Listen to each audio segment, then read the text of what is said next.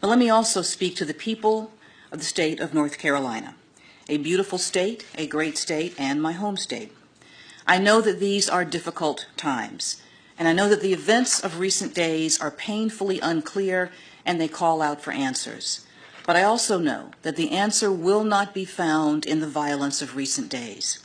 Let us all seek a peaceful way forward. Now, most of the demonstrators gathered last night were exercising their constitutional and protected right to peaceful protest in order to raise issues and to create change. We need your voice. We need your passion. We need your commitment. But I urge those responsible for bringing violence to these demonstrations to stop, because you're drowning out the voices of commitment and change, and you're ushering in more tragedy and grief in our communities. Now, the tragic events in Charlotte and in Tulsa, Oklahoma earlier this week once again have underscored the divisions that persist between law enforcement officers and the communities that we serve, particularly communities of color.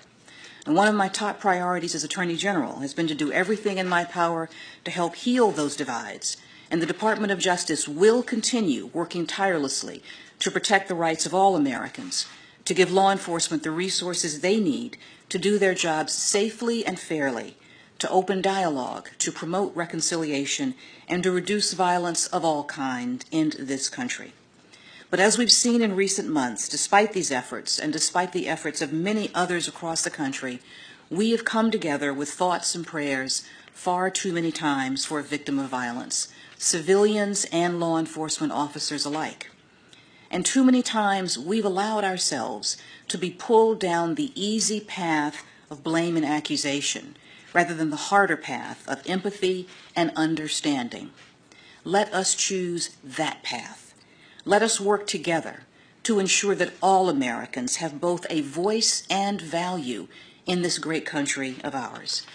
And let me reaffirm my full commitment and the full commitment of this Department of Justice to advancing that effort.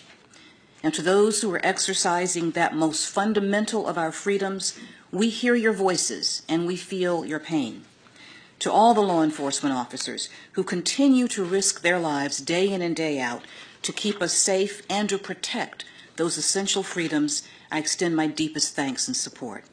But finally, I urge all Americans to ask themselves what they can do to contribute to the more peaceful, the more perfect, and the more just union that is our shared heritage, that is our mutual responsibility, and that is our common goal.